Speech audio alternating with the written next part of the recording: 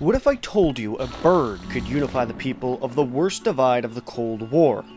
Well, if that idea caught your attention, allow me to tell you about the red-crowned crane.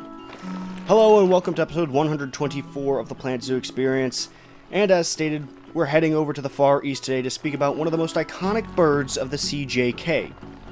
Obviously, the animal is named after the red bald spot on the top of its head, and this regal fish finder is one of the largest and heaviest cranes at 4'11" to 5'2", and coming in at an impressive 11 to 23 pounds. As stated, they can be found in the colder lands of the Far East, specifically Hokkaido, North Korea, Incheon, Seoul, Gyeonggi, and Gangwon, the eastern Chinese districts of Zhejiang and Heilongjiang, and a little bit into Primorsky Russia. Interestingly, the red-crowned crane might be one of the oldest animals I've covered in this series, as it is one of the oldest cranes still alive, and the lineage of the crane itself is also one of the oldest recorded, dating back to as far as 40 to 60 million years ago. The oldest fossil of what we'd consider a crane today, however, is debated, but the main contenders are Palaeogus from Central Europe or Geranopsis of England, both dating roughly 35 million years ago. The genus of our feathered friend today, Grus, discovered roughly 5 to 10 million years ago in Eurasia. Now, interestingly, while you might be inclined to believe the closest relatives of cranes are other spearfishing flyers, you would be wrong. Surprisingly, they are a product of convergent evolution.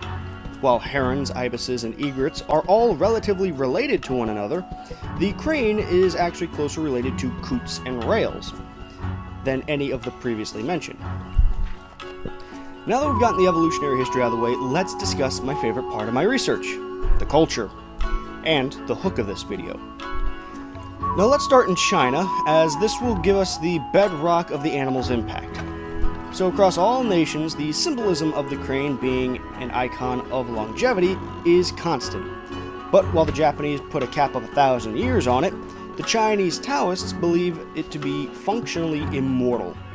As a matter of fact, quite often you would see art of immortal gods or spirits riding a crane as it flies.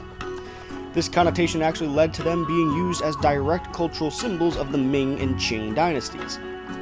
And while not being the longest lasting dynasties, they are the 5th and 6th out of anywhere from 24 to 80 Chinese rules. So, they may have been onto something. The Chinese held them in so high regard, the crane would often be given the same holy treatment as the Fanghuang, a bird that was symbolized to be the ruler of all others, and often depicted as a celestial being, and the Lung, the iconic dragon of China.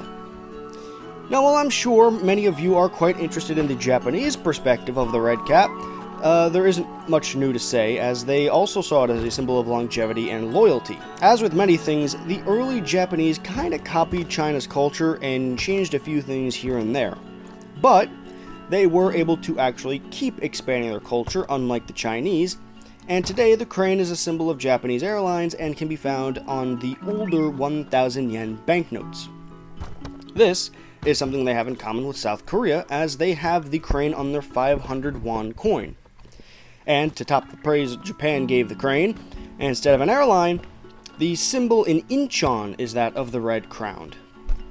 But this is where things get interesting. The Koreans also see this bird as a symbol of peace and unity. And I intentionally did not specify which side.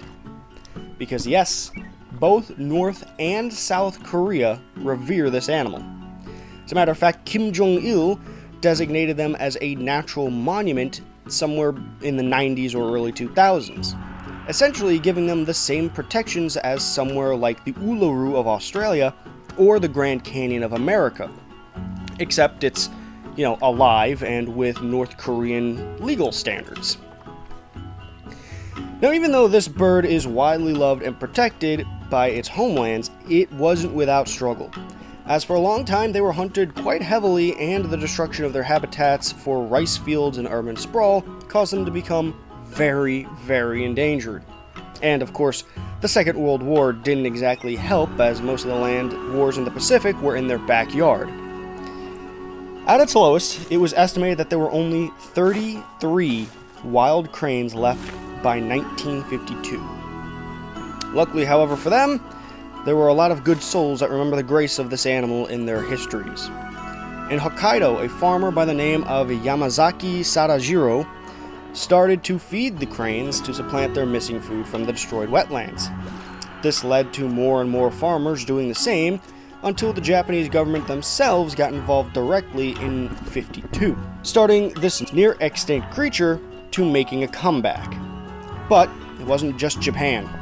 Even the destructive rampage of communism couldn't banish the love of the crane by the Chinese nationals, as many would do their part to help protect and raise the animal out of extinction. Some, like Zhu Zhuzhan, would even give their lives to their ancestral symbol. She had spent her life raising waterfowl native to the Zhalang Wetland Reserve and died trying to save an escaped baby flute swan. But the most miraculous part of this conversation takes place on the 38th parallel.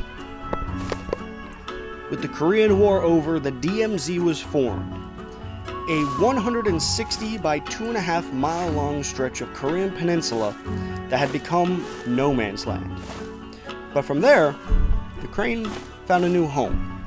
With no human interaction in uncontested wetlands, the most steadfast symbol of the war against global oppression now housed a local symbol of peace and unity.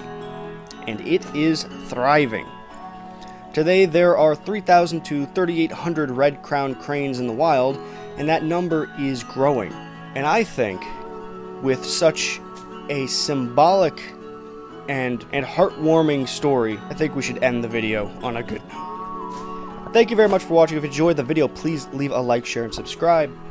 If there's anything you would like to add about the red-crowned crane, leave it in the comments. I'd love to hear it. I am currently dying of heat, because there's a massive heat wave with almost 100% humidity in my area, so if you hear the fan in the background, please ignore it. And until next time, go outside, touch grass, hug your loved ones, drink water. Seriously, drink a lot of water, especially if you're partying this weekend. Shout out to all of us Americans that are going to be getting absolutely shit-faced on Saturday. Until next time, bye-bye.